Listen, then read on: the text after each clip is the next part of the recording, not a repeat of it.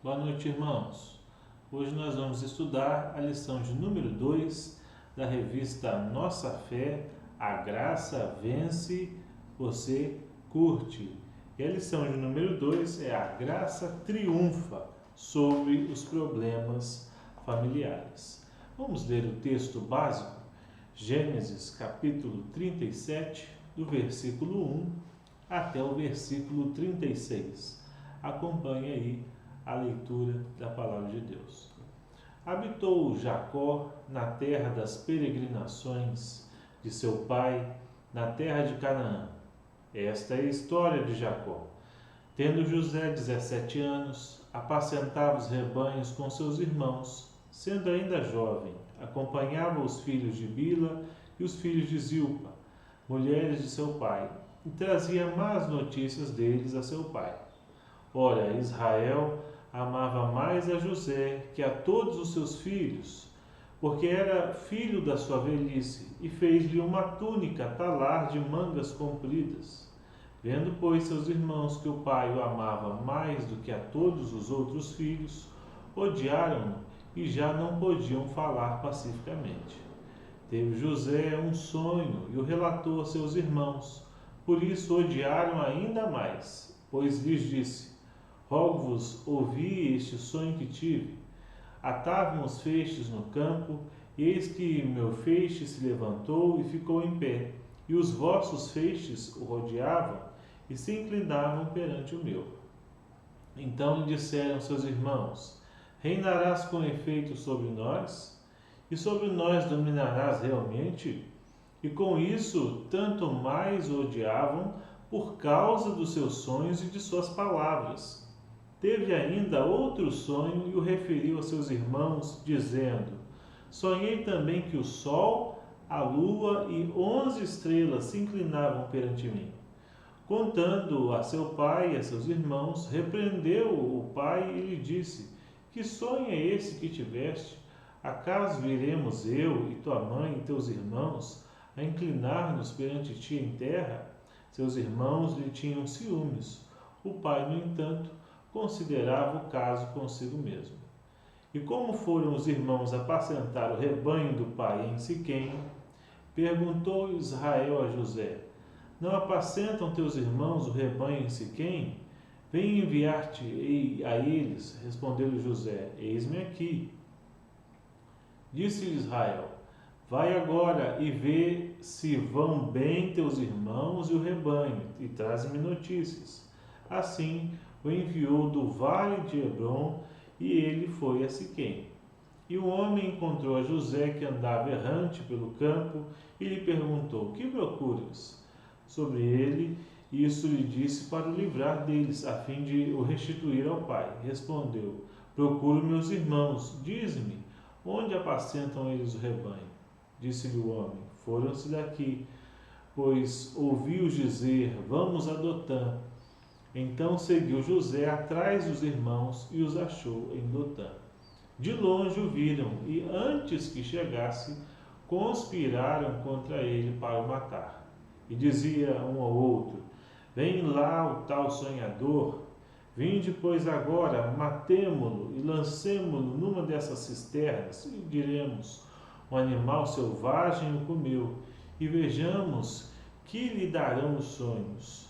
Mas Rúben, ouvindo isto, livrou-o das mãos deles e disse: não lhe tiremos a vida.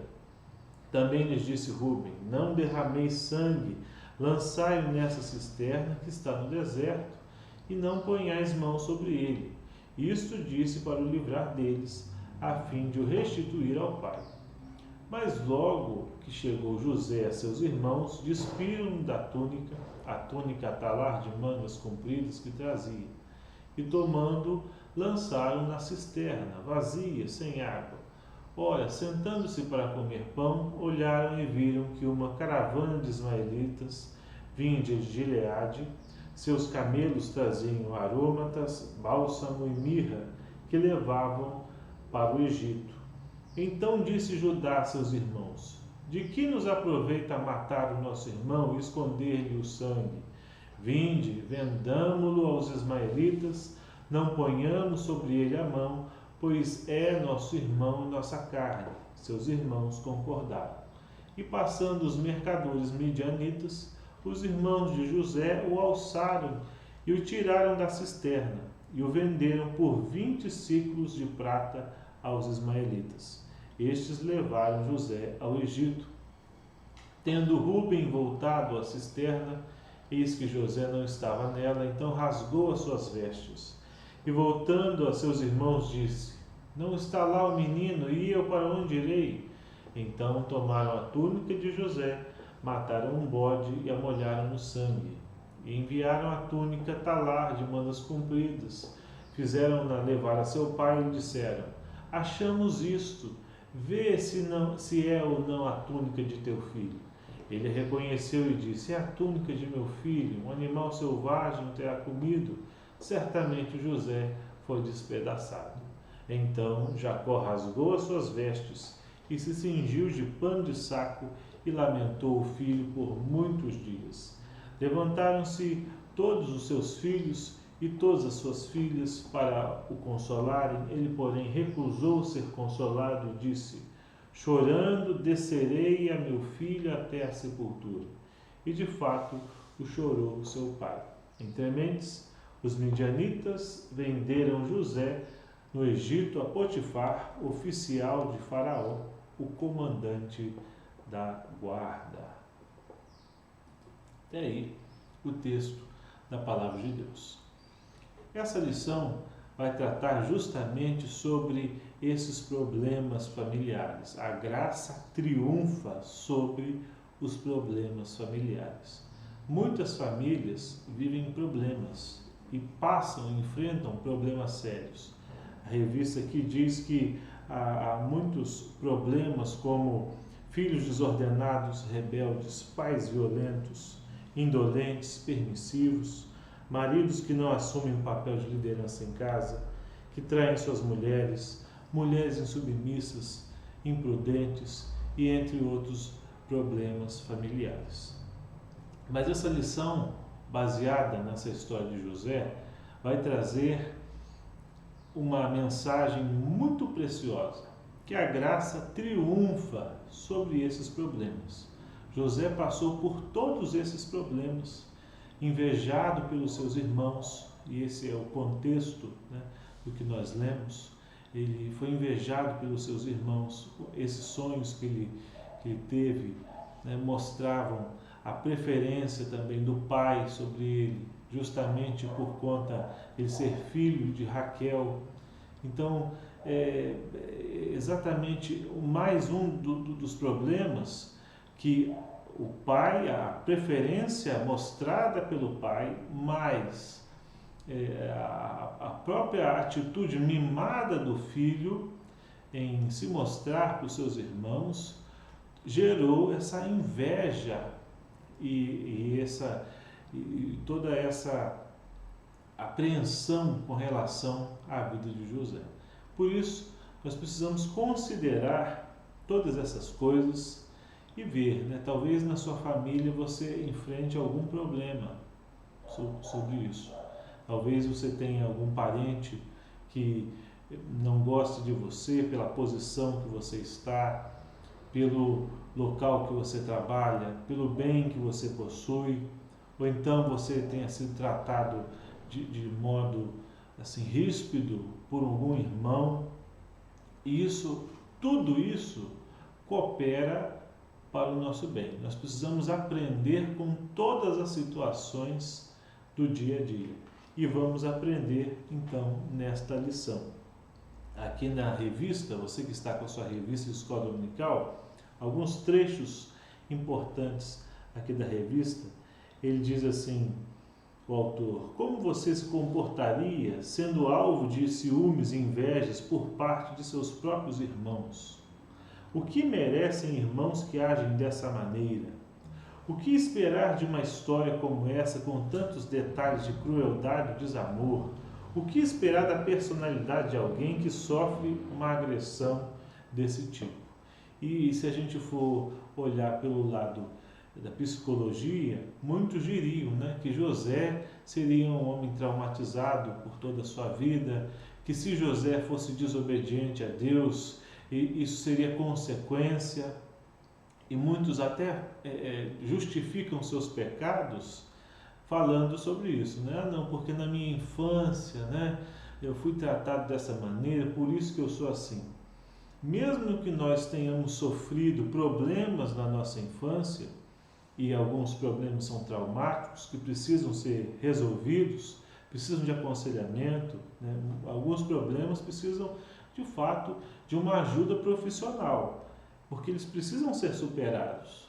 Mas nenhum problema da infância justifica um comportamento pecaminoso posterior, principalmente se essa pessoa foi salva pela graça de Deus, porque a graça triunfa sobre as nossas fraquezas e triunfa sobre os problemas que tenhamos sofrido também na nossa infância.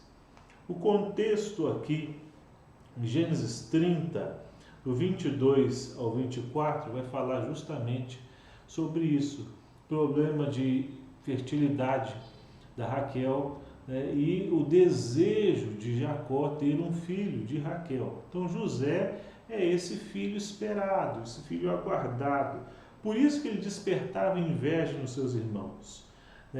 Jacó se casou primeiro com Lia e depois com Raquel. Com Lia ele teve 7 filhos e uma filha.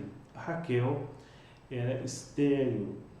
Ela tinha os filhos que eram gerados por sua serva Bila, mas desejava ter sua própria gravidez. Então a bênção veio com José, como nós estamos falando. E isso levou Jacó a preferir José. Por conta disso vieram vários problemas aí. Vamos pensar, como alguém poderia ver algo benéfico nessa história? Algumas perguntas aqui. Como a atitude invejosa e ciumenta dos irmãos de José poderia resultar em algo bom para alguém? Pense em sua vida ou em pessoas que você conhece que têm sérios problemas familiares, que enfrentam inveja dos irmãos e outros problemas. O que esperar de uma situação desse tipo? Então, pensando nisso, né? A inveja. O que é inveja? Inveja, em última análise, é um pecado contra Deus. Por quê? Porque inveja é dizer para Deus, eu não estou satisfeito com o que o Senhor deu ou com o que o Senhor fez que ele seja o que ele tenha. Então, quando alguém tem inveja de outra pessoa, essa pessoa na realidade está insatisfeita com Deus, porque de Deus procede todas as coisas. Então, por isso, precisamos considerar esse primeiro ponto. Dentro de uma família, né, quando nós temos uma família cristã, é de se esperar que os membros dessa família desenvolvam a santificação e conheçam os seus problemas. Cada um entenda quais são os seus pecados e amadureçam. Então é de se esperar numa família cristã que as pessoas superem os problemas. Por isso que inveja é obra da carne e precisa ser mortificada. As obras da carne são de alguns tipos sexuais, tipos religiosos, pecados, né, contra o próximo e também pecados contra si mesmo. A inveja faz parte, né, dessa obra da carne, desse pecado contra o próximo. Então ela precisa ser mortificada. E no lugar da inveja, o contentamento, a paciência, longanimidade, o amor, a alegria, os frutos do Espírito, o fruto do Espírito precisa reinar nos nossos corações. Por isso, esse é o contexto aqui dessa lição. Como nós falamos, né, nenhum problema do passado justifica comportamento pecaminoso no futuro. Então, você pode ter passado por problemas na sua família desse tipo, mas você precisa identificar se de fato você é invejado ou você tem inveja. Se você tem inveja, você precisa diagnosticar isso e tratar com a graça e com a misericórdia de Deus. O que aprendemos dessa lição? A lição traz aqui 2 pontos importantes. O primeiro é que a graça triunfa sobre os planos ímpios. A graça triunfa sobre os planos ímpios. Se nós olharmos lá para o final da história de José, tudo o que aconteceu com ele, o mal que ele sofreu foi transformado em bem. E de fato aquele sonho que ele teve se concretizou, porque todos os seus irmãos que fizeram tanto mal para ele, no final tiveram a ajuda para que eles sobrevivessem aos 7 anos de fome que toda a terra atravessou. Então eles foram buscar comida lá no Egito e José era governador do Egito. José tinha todo o poder dado por Faraó para governar o Egito. Então eles justamente se inclinaram, para José, e José foi a salvação do seu povo. Por meio dele, Deus usou tudo o que aconteceu para preservar o seu povo e, é claro, em último caso, preservar a semente do Messias, preservar a linhagem messiânica da qual viria Jesus, o nosso Salvador. Então, até aí, olhando para o final da história, nós sabemos que todas as coisas cooperam para o bem daqueles que amam a Deus. Então, a graça triunfa sobre os nossos problemas familiares, triunfa sobre os planos ímpios, porque alguns planos ímpios até cooperam para que nós sejamos quebrados, nós sejamos frustrados nos nossos desígnios e confiemos mais em Deus. Foi isso que José fez. José se tornou obediente ao Senhor durante a sua vida. Ele sofreu uma tentação forte lá com a mulher de Potifar, mas ele não abriu mão de fazer a vontade de Deus, e continuou firme nos propósitos do Senhor. Então é assim mesmo, nós aprendemos que até nas dificuldades nós devemos ser fiéis ao Senhor. O Catecismo Maior de Westminster vai falar um pouco sobre esse pecado que os irmãos de José cometeram. Muita gente acha que matar é só algo físico, só alguém que tira a vida, mas o 6º mandamento fala também sobre outras coisas. Vamos ver o que o nosso catecismo fala sobre isso? Olha só. Quais são os pecados proibidos no 6º mandamento? Os pecados proibidos no 6º mandamento são o tirar a nossa vida ou a de outrem, exceto no caso de justiça pública, guerra legítima ou defesa necessária, a negligência ou retirada dos meios lícitos ou necessários para a preservação da vida, a ira pecaminosa, o ódio, a inveja, o desejo de vingança, todas as paixões excessivas e cuidados demasiados, o uso imoderado de comida, bebida, trabalho e recreios, as palavras provocadoras, a opressão, a contenda, os espancamentos, os ferimentos e tudo que tende à destruição da vida de alguém. Então você aí achando que matar é só o ato de matar mesmo, matar vai muito além disso, o assassinar. Primeiro, a gente precisa entender, com relação ao 6º mandamento, que matar o texto no hebraico significa não assassinarás. É melhor ser entendido dessa forma, não assassinarás. É a tradução mais correta. Por quê? Porque há 3 casos que o catecismo mesmo trouxe aí, onde é lícito matar, Pena de morte, guerra legítima e autodefesa. O catecismo vai tratar dessa questão. Não vou tratar dessa questão hoje, mas é importante a gente saber. Então, autodefesa. Se alguém entra na sua casa, entre você e a pessoa, você vai se proteger. né? Isso não é pecado, isso é onde matar é permitido. No caso de guerra legítima, o Brasil entra em guerra contra um outro país, né, uma guerra legítima. E no caso da pena de morte, lá em Romanos capítulo 13, nós lemos que a autoridade tem poder para trazer a espada àquele que pratica o mal. Então, já falamos sobre a questão do matar onde é lícito matar. Agora, olha só, outra questão.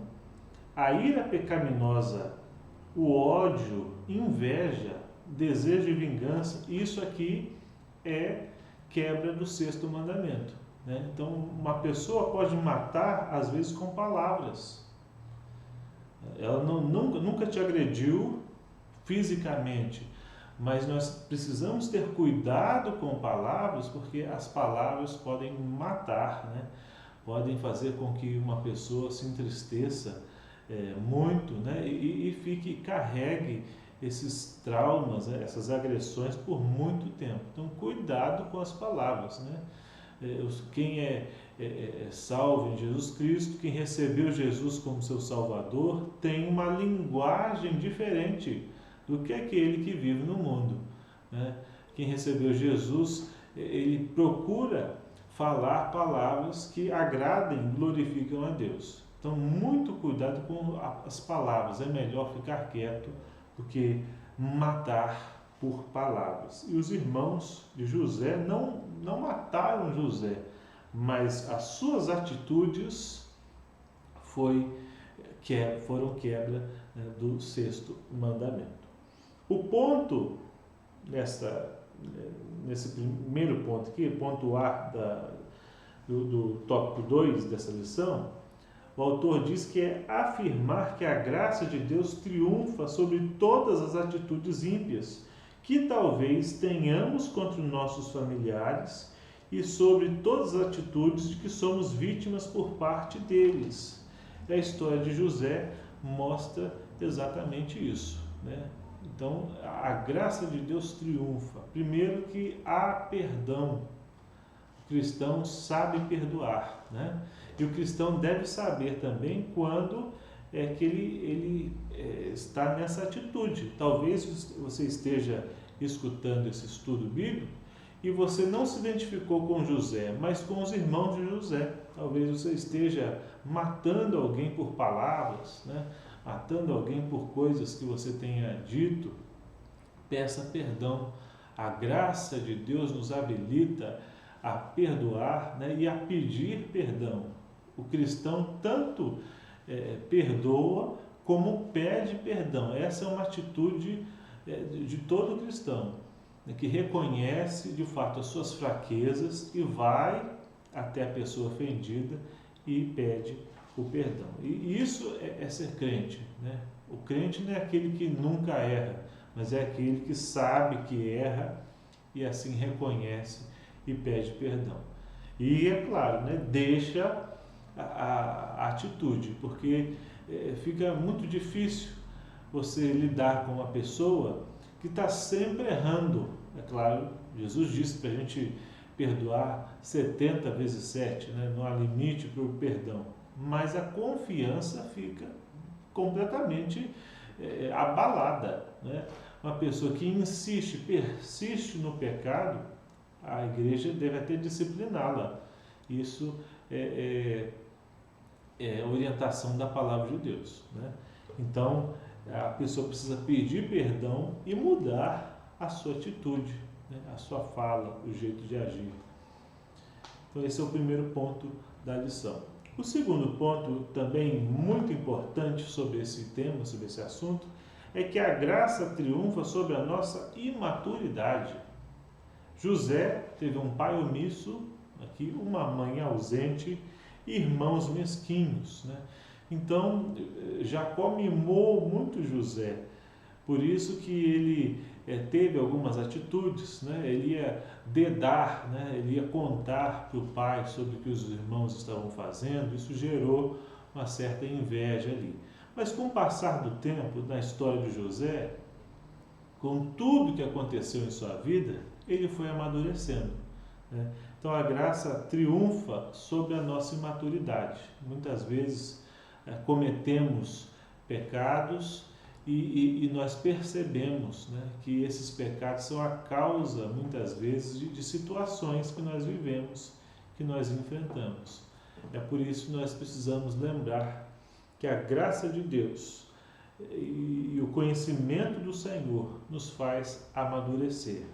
A lição diz aqui que o amadurecimento de José veio em razão de sua visão teocêntrica da realidade. Ele reconheceu que Deus estava com ele e que Deus estava guiando todas as coisas.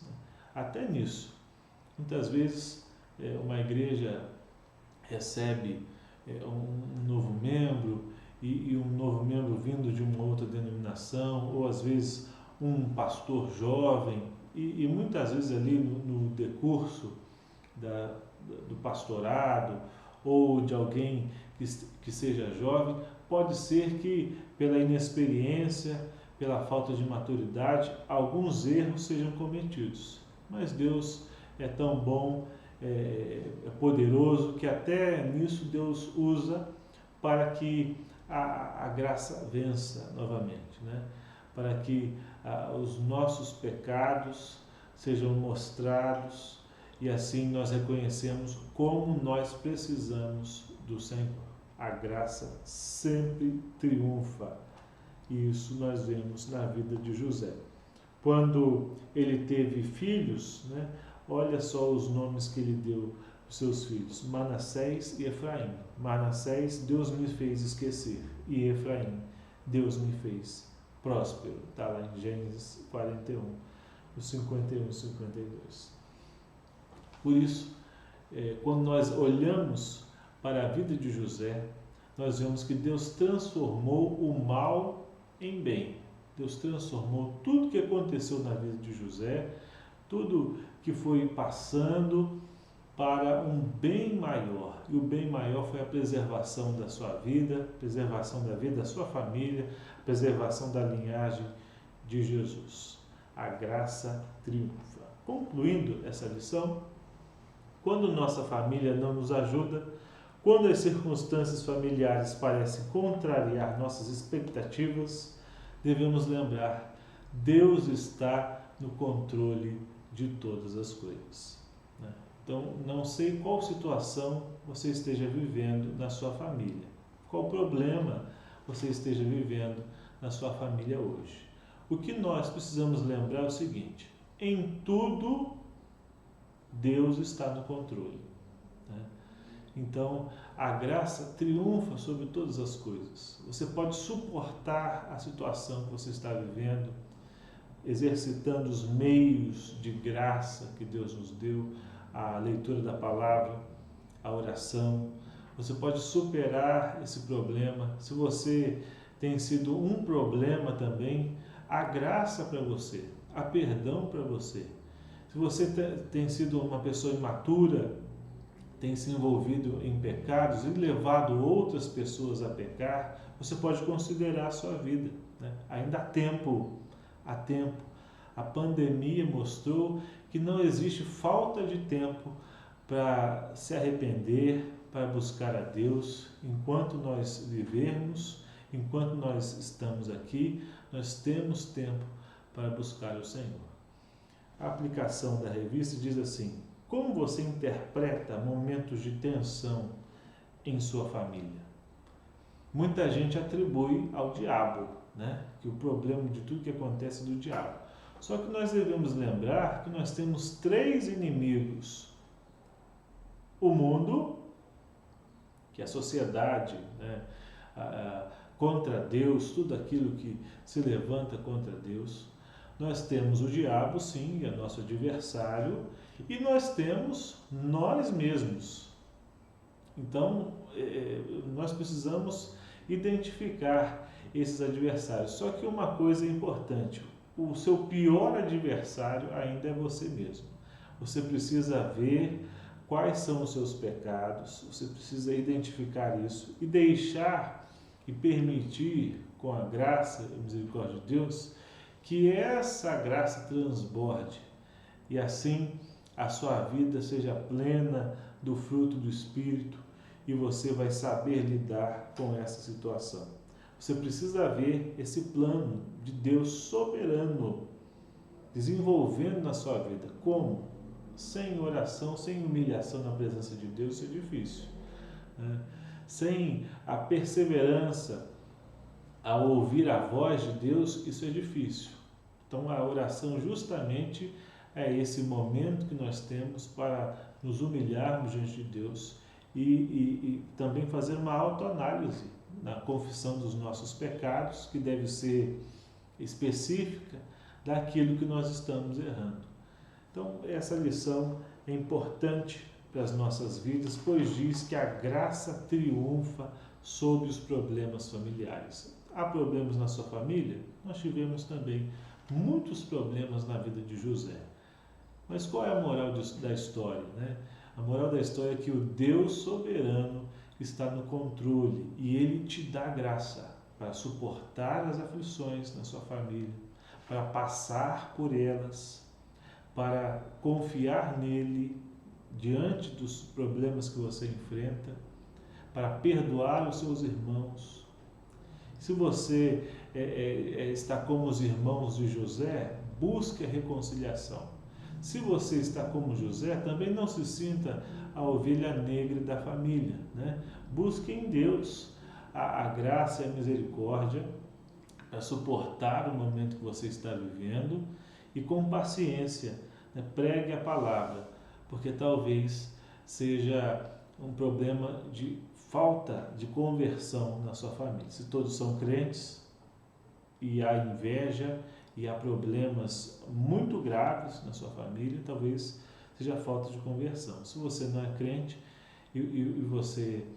se a sua família não é cristã, você está dentro de uma família de várias religiões, você tem que ser esse canal de bênçãos, assim como José foi usado para levar a salvação ao seu povo, no caso, preservar a vida deles, né?